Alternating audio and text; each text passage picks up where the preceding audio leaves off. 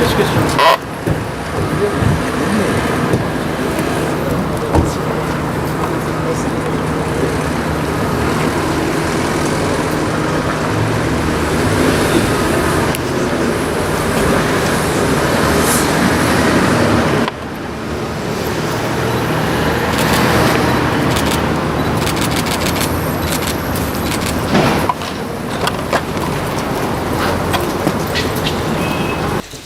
İnşallah dualarımız kabul olur. İnşallah. Üzerine yapacağımız Allah dualar. ibadetlerimizi, dualarımızı kabul etsin inşallah.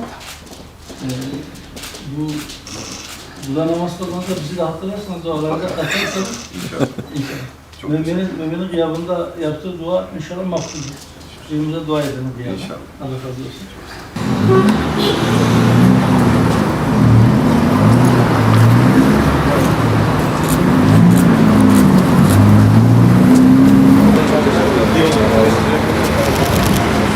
Aleykümselam. Allah'a emanet olun. Hocam Allah'a emanet olun. Allah'a emanet olun.